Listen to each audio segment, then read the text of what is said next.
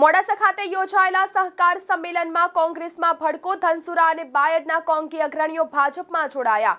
સહકાર સંમેલનમાં 200 થી વધુ કોંગી અને આપના કાર્યકરો ભાજપમાં જોડાયા છે તો સહકાર મંત્રી જગદીશ વિશ્વકર્માએ તમામને કરાવ્યો કેસરિયો। પ્રદેશ કોંગ્રેસ સમિતિ ડેલિગેટ મનહરસિંહે કર્યો કેસરિયો તો ધનસુરા બાળ તાલુકાના સરપંચો, પૂર્વ ડેલિગેટો, પૂર્વ જિલ્લા પંચાયત સદસ્યો ભાજપમાં જોડાયા છે તો મોડાસા ખાતે યોજાયેલ સહકાર સંમેલનમાં કોંગ્રેસમાં ભડકો, ધનસુરા અને બાયડના કોંગી અગ્રણીઓ ભાજપમાં જોડાયા તો સહકાર સંમેલનમાં 200 થી વધુ કોંગી અને આપના કાર્યકરો ભાજપમાં જોડાયા છે। સહકાર મંત્રી જગદીશ વિશ્વકર્માએ તમામને કરાવ્યો કેસરિયો। પ્રદેશ કોંગ્રેસ સમિતિ ડેલિગેટ મનહરસિંહે કર્યો કેસરિયો તો ધનસુરા બાયડ તાલુકાના સરપંચો, પૂર્વ ડેલિગેટો, પૂર્વ જિલ્લા પંચાયત સદસ્યો ભાજપમાં જોડાયા છે। આજે અમારી સાથે આમ આદમી પાર્ટી ધનસુરા તાલુકાના પ્રમુખ ડાભી વિનોદભાઈ કાંતિભાઈ સહિત 100 જેટલા કાર્યકરો આજે ભારતીય જનતા પાર્ટીમાં જોડાયા છે।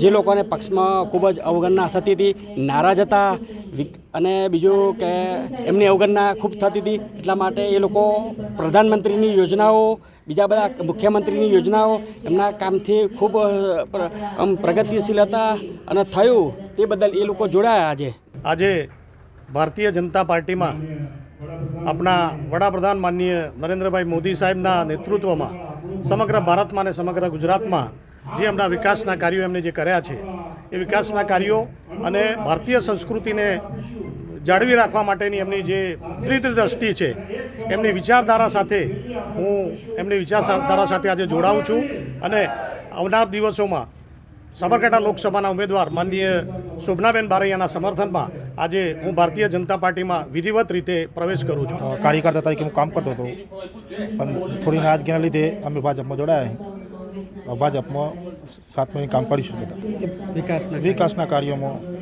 કાર્યકર્તાઓ તરીકે કોઈ દેખરેખ નહોતું રાખવું, એટલા કાર્યકરોનું કોઈ હતું નહીં। આવી ગયો બેટા?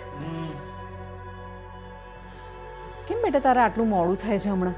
અરે મમ્મી, હમણાં બહુ જ વર્કલોડ છે, પણ સ્ટાર્ટઅપમાં તો એવું રહેવાનું। પણ સાંભળ, 7મી તારીખે આવા કોઈ બહાના નહીં ચાલે હો।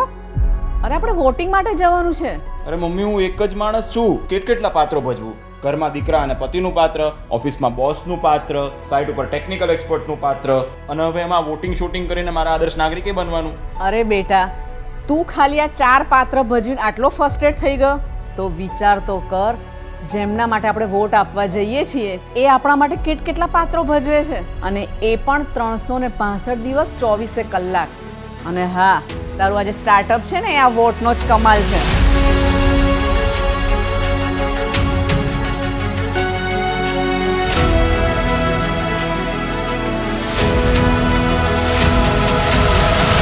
તો આવો 1 કલાક એમના માટે કાઢીએ જેમણે આપણા માટે કેટલા પાત્રો ભજવતા દાયકાઓ કાઢી નાખ્યા। ફરી એકવાર મોદી સરકાર। કમળનું બટન દબાવો, ભાજપને જીતાડો।